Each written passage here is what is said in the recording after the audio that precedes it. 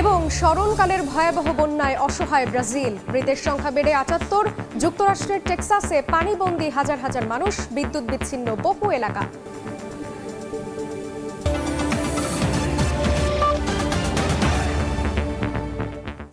আন্তর্জাতিক সময়ের সঙ্গে আছি আমি জান্নাতুল সাদিয়া। গাজায় ইসরায়েলি নৃশংসতার প্রতিবাদে পুলিশের দমনপীড়ন, ধরপাকড় উপেক্ষা করে যুক্তরাষ্ট্রে চলছে শিক্ষার্থীদের বিক্ষোভ।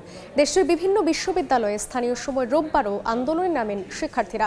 যুক্তরাষ্ট্র ছাড়াও এদিন গাজায় হামলা বন্ধের দাবিতে বিক্ষোভ ছড়িয়ে পড়েছে দেশে দেশে। দাবি আদায় না হওয়া পর্যন্ত কর্মসূচি চালিয়ে যাওয়ার ঘোষণা দেওয়া হয়েছে। স্থানীয় সময় রোববার ইলিনয় অঙ্গরাজ্যের বিশ্ববিদ্যালয়ে বিক্ষোভ শুরু করেন ফিলিস্তিনিপন্থী শিক্ষার্থীরা। একই সময় একই বিশ্ববিদ্যালয়ে পাল্টা কর্মসূচি পালন করে ইসরায়েলপন্থীরা। এ সময় উত্তেজনা তৈরি হয়। পরিস্থিতি নিয়ন্ত্রণে আনতে মোতায়েন করা হয় নিরাপত্তা বাহিনীর সদস্যদের। গেল ১৭ এপ্রিল ক্যাম্পাসে তাঁবু গেড়ে গাজা ইসরায়েলি আগ্রাসনের বিরুদ্ধে বিক্ষোভ শুরু করেন নিউ ইয়র্কের কলম্বিয়া বিশ্ববিদ্যালয়ের শিক্ষার্থীরা। এরপর পেরিয়ে গেছে ২ সপ্তাহ। বিক্ষোভ ছড়িয়ে পড়েছে যুক্তরাষ্ট্রের বিভিন্ন বিশ্ববিদ্যালয় কলেজে। এই সময়ে ইসরায়েলকে সহায়তা বন্ধের দাবি জানাতে গিয়ে আটক হয়েছেন প্রায় ২৫০০ শিক্ষার্থী। বিভিন্ন বিশ্ববিদ্যালয় ক্যাম্পাস পরিণত হয়েছে রণক্ষেত্রে। তবুও দমে যাননি শিক্ষার্থীরা। পুলিশের দমনপীড়ন, ধরপাকড় উপেক্ষা করে ক্যাম্পাসে অবস্থান নিয়ে বিক্ষোভ চালিয়ে যাচ্ছেন তারা। যুক্তরাষ্ট্রের পাশাপাশি এদিন বিক্ষোভ হয়েছে ইরাকের রাজধানী বাগদাদে। ইউনিভার্সিটি অব বাগদাদের শিক্ষার্থীরা এই কর্মসূচি পালন করে। তারা জানান, ফিলিস্তিনে ইসরায়েলি আগ্রাসনের প্রতিবাদে যুক্তরাষ্ট্রের বিশ্ববিদ্যালয়গুলোতে বিক্ষোভ চলছে। তাতে একাত্মতা জানাতেই রাস্তায় নেমেছেন তারা। যুক্তরাষ্ট্র, আরব সহ বিশ্বের বিভিন্ন দেশে গাজায় ইসরায়েলি বর্বরতা বন্ধের দাবিতে যে বিক্ষোভ চলছে তার সঙ্গে একাত্মতা জানাতে আমাদের এই কর্মসূচি। আমরা ফিলিস্তিনিদের সঙ্গে আছি। ইসরায়েল গাজায় মানবাধিকার লঙ্ঘন করছে, গণহত্যা চালাচ্ছে, নারী ও শিশুদের হত্যা করছে। ফিলিস্তিনের গাজায় হামলা বন্ধের দাবিতে শুরু হয় শিক্ষার্থী বিক্ষোভ, ছড়িয়ে পড়েছে দেশে দেশে। যুক্তরাষ্ট্র, ইরাক বাদেও নতুন করে বিক্ষোভ শুরু হয়েছে জার্মানি, সুইজারল্যান্ড, আয়ারল্যান্ড ও মেক্সিকোতে। এছাড়াও ইউরোপ, উত্তর আমেরিকা, এশিয়া ও মধ্যপ্রাচ্যের বিভিন্ন দেশে বিক্ষোভ কর্মসূচি চালিয়েছে শিক্ষার্থীরা। তাদের দাবি, গাজায় আগ্রাসন বন্ধের পাশাপাশি ইসরায়েলের সঙ্গে সংশ্লিষ্টতা আছে ও নেতানিয়াহু বাহিনীকে অস্ত্র সরবরাহ করে এমন প্রতিষ্ঠানের সঙ্গে সম্পর্ক ত্যাগ করতে হবে। রাহানুল রানা, সময় সংবাদ।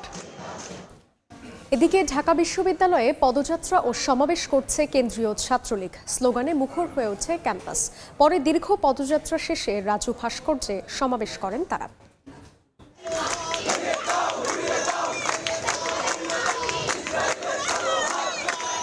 স্বপ্ন দেখি প্রতিদিন স্বাধীন হবে ফিলিস্তিন, ইসরায়েলের কালো হাত ভেঙে দাও, গুড়িয়ে দাও, এমন সব স্লোগানে মুখর ঢাকা বিশ্ববিদ্যালয় প্রাঙ্গণ।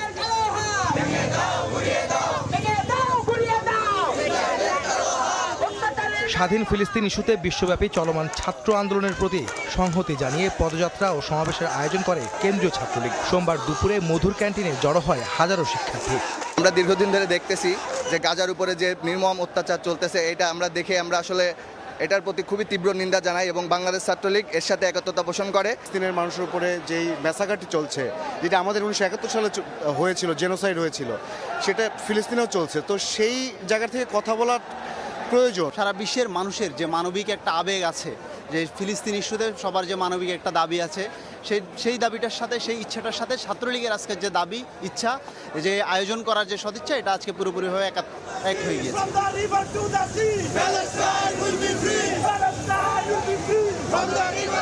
দুপুর 12:30টায় ভিসি চত্বর থেকে শুরু হয় পদযাত্রা। দীর্ঘ এই পদযাত্রায় সামিল হন ঢাকা বিশ্ববিদ্যালয় ছাড়াও রাজধানীর বিভিন্ন শিক্ষা প্রতিষ্ঠান থেকে আসা ছাত্রলীগ কর্মীরা। সময় ওই ফিলিস্তিনিদের পাশে আছে এবং এই ইসরায়েল কর্তৃক তাদের যে আগ্রাসন মনোভাব অতি শীঘ্রই বন্ধ করতে হবে। আমরা জাতিসংঘ কর্তৃক এর বিচার দাবি করছি।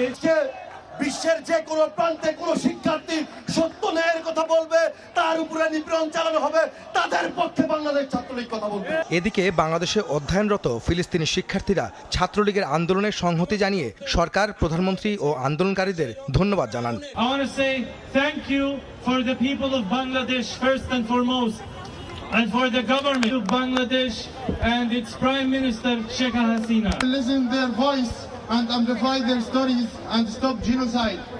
At last, I will thank the Student League of Bangladesh for this movement. and also the government by Sheikh Hasina. পদযাত্রাটি পুরো ক্যাম্পাস প্রদক্ষিণ করে রাজু ভাস্কর্যে গিয়ে সমাবেশ করে। আহমেদ সালেহিন, সময় সংবাদ, ঢাকা। গোলাপি চেরি ফুলের আভা ছড়াচ্ছে মুগ্ধতা।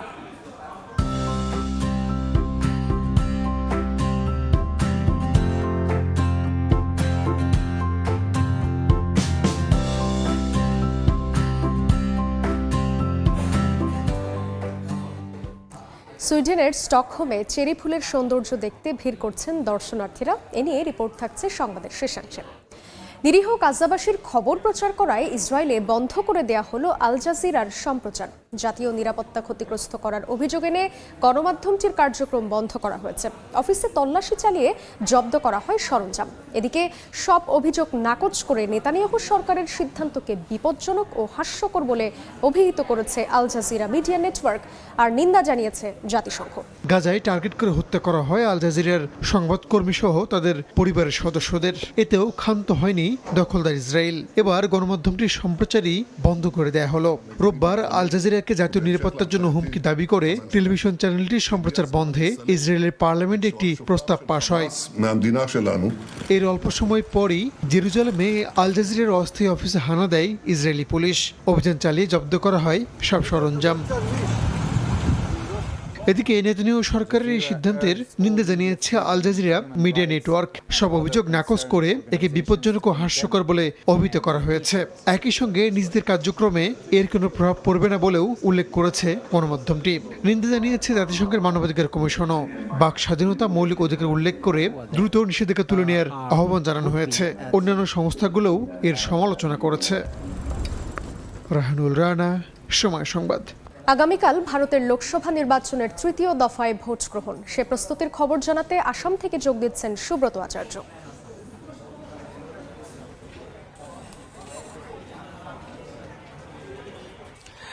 রাত পোহালে এই তৃতীয় দফার ভোট। এর আগে 19 এপ্রিল এবং 26 এপ্রিল প্রথম এবং দ্বিতীয় দফার ভোট শেষ হওয়ার পর ভারতের জাতীয় নির্বাচন কমিশনের এখন বড় দায়িত্ব।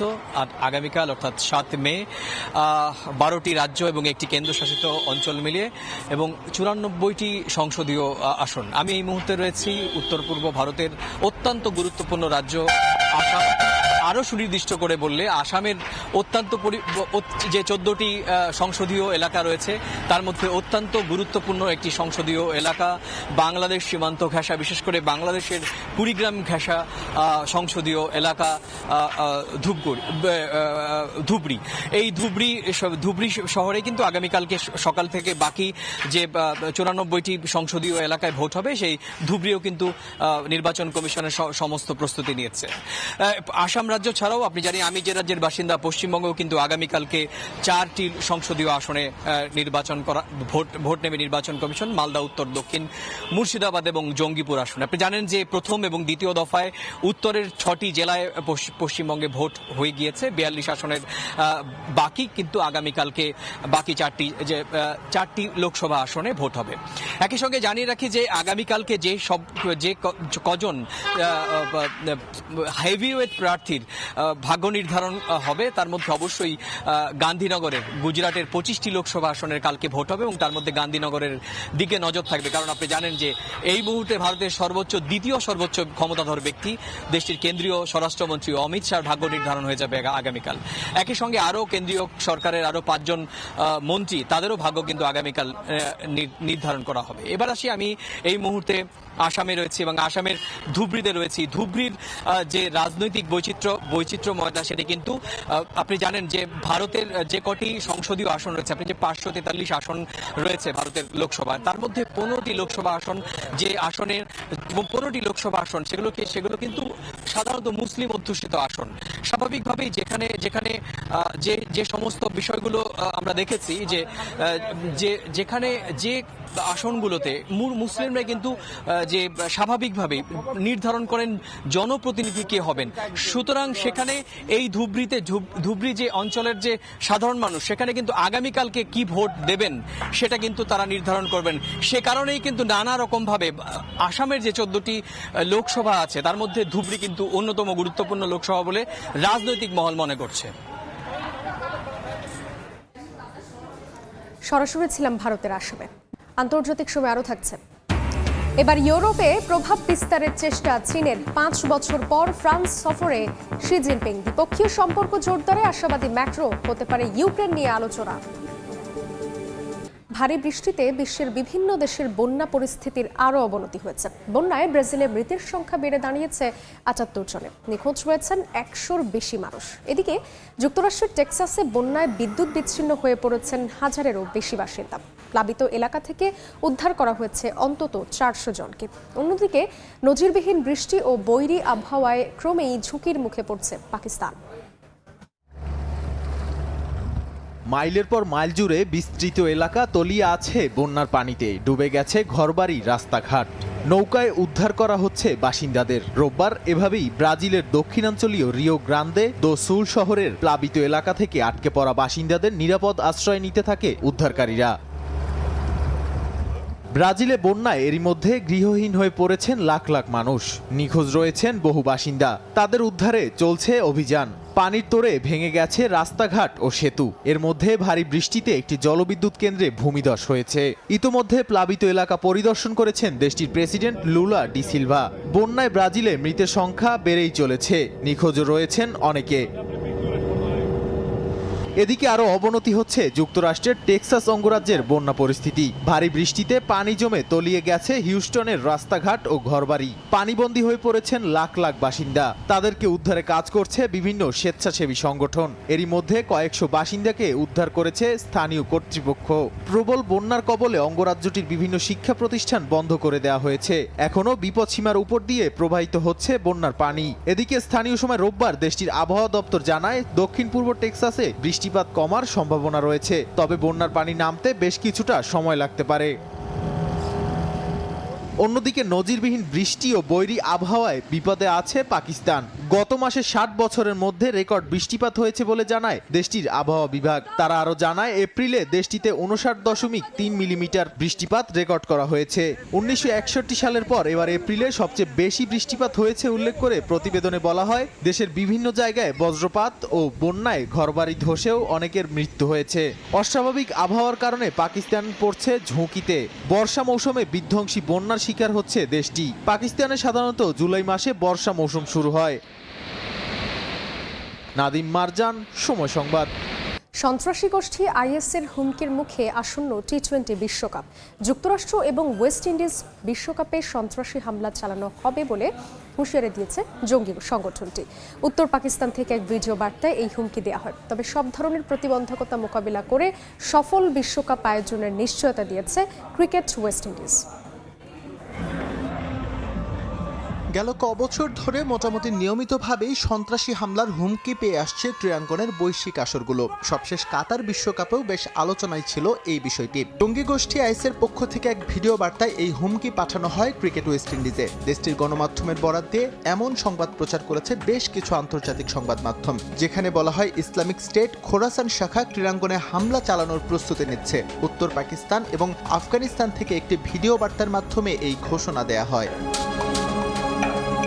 এই হুমকির পর নড়ে চড়ে বসে ক্যারিবিয়ান প্রশাসন। বিষয়টি গুরুত্বের সঙ্গে নিয়ে তাৎক্ষণিকভাবে জঙ্গিবাদের বিরুদ্ধে এবং টি-20 বিশ্বকাপ সফল করতে যুদ্ধ ঘোষণা করেন ওয়েস্ট ইন্ডিজের প্রধানমন্ত্রী কেইল রওলি। আইএসের প্রোপাগান্ডা চ্যানেল নাশির-ই-পাকিস্তান এই প্রচারণার পেছনে জড়িত বলে নিশ্চিত করে দেশটির গোয়েন্দা সংস্থা।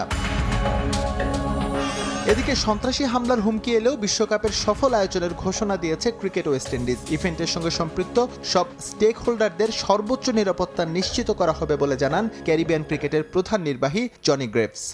বিশ্বকাপ সফল করতে আমরা নিবিড়ভাবে কাজ করছি। যে শহরগুলোতে ম্যাচ আয়োজন করা হবে সেখানে আমাদের বাড়তি নজরদারি থাকবে। আমি নিশ্চিত করতে চাই আমাদের সব ধরনের পদক্ষেপ নেওয়া আছে। বিশ্বকাপকে সর্বোচ্চ প্রাধান্য দিয়ে নিরাপত্তা ইস্যুকে এক বিন্দুও ছাড় নয়। ওয়েস্ট ইন্ডিজের Antigua and Barbuda, Barbados, Guyana, Saint Lucia, Saint Vincent and the Grenadines এবং ত্রিনিদাদ ও টোবাগোতে অনুষ্ঠিত হবে টি-20 বিশ্বকাপ। আর যুক্তরাষ্ট্রের ম্যাচগুলো হবে ফ্লোরিডা, নিউ ইয়র্ক এবং টেক্সাসে, যেখানে সন্ত্রাসী হামলার কোনো হুমকি নেই। SM ইকবাল, সময় সংবাদ। 5 বছরে এই প্রথম ফ্রান্স সফর করছেন চীনের প্রেসিডেন্ট শি জিনপিং। তিনি ফ্রান্সের পাশাপাশি সার্বিয়া ও হাঙ্গেরিও সফর করবেন। শি তার সফর শুরু করেছেন ফ্রান্স থেকে। সোমবার প্যারিসে শি জিনপিং এর সম্মানে একটি নৈশ ভোজের আয়োজন করেছেন ফরাসি প্রেসিডেন্ট ইমানুয়েল ম্যাক্রো। সেখানে ইউরোপীয় কমিশনের প্রধানও থাকবেন। ফরাসি প্রেসিডেন্টের অফিস থেকে জানানো হয়েছে আলোচনা পুরোপুরি রাজনৈতিক হবে। রাশিয়া ও ইউক্রেন প্রসঙ্গ সেখানে গুরুত্ব পেতে পারে। এরপর তিনি সার্বিয়া ও হাঙ্গেরি যাবেন। এই দুই দেশ রাশিয়ার প্রতি নমনীয় মনোভাব পোষণ করে।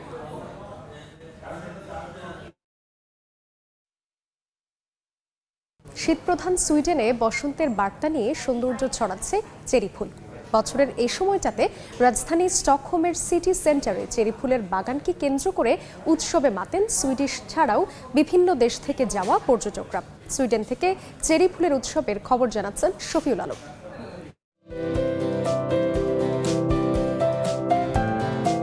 সুইডেন বেশিরভাগ সময় শীত আর বরফেই আচ্ছাদিত থাকে, তবে বসন্ত শুরুর এই সময়টাতে শীতের প্রকোপ কমতে থাকে। এই সময়ে মুগ্ধতা ছড়ায় ক্ষণিকের ফোঁটা সাদা গোলাপি চেরি ফুল, যা জানান দিচ্ছে ঋতুরাজ বসন্তের। সাধারণত সুইডেনে মার্চের শেষ এবং এপ্রিলের প্রথম দিকে স্বর্গীয় সৌন্দর্য নিয়ে আবির্ভাব ঘটে চেরি ফুলের, তবে এবছর কিছুটা দেরিতেই এসেছে ফুল। স্থানীয় সহ বিদেশি পর্যটকরা সারা বছর অপেক্ষায় থাকেন এই সময়টির জন্য। চেরি ফুলের সৌন্দর্য উপভোগ করার পাশাপাশি অনেকেই আসেন, ছবি তোলেন এবং স্মরণীয় করে রাখেন ক্ষণিকের এই সুন্দর মুহূর্তটি। অনেক সুন্দর লাগছে, অনেক মনোরম দৃশ্য এখানে। আর আসলে সবসময় যে সুন্দর এখানে পাওয়া যায় না, সবসময় স্নো থাকে। সামারে আমরা অনেক এনজয় করছি। খুব সুন্দর চারিদিকে ফুল। এই ফুলগুলো প্রত্যেক বছরই এই সময় প্রচন্ড ক্রাউড থাকে, সবাই আসে দেখতে। আমরাও আসছি বরাবরের মতো, প্রতি বছর আসি। এখানে অনেক টুরিস্টরা আসেন এবং আমি রেকমেন্ড করি যে যারা সুইডেনে বেড়াতে আসবেন অবশ্যই এই জায়গাটাতে আসবেন। চেরি ফুলের এই উৎসবকে ঘিরে স্থানীয় সহ প্রবাসী বাংলাদেশিরাও মেতেছেন উন্মাদনায়। শফিউল আলম, সময় সংবাদ, সুইডেন।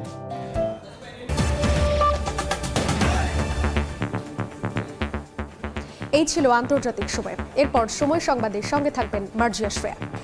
ধন্যবাদ সাদিয়া। সময় সংবাদ নিয়ে ফিরছি কিছুক্ষণ পর, সঙ্গেই থাকুন সময়ের।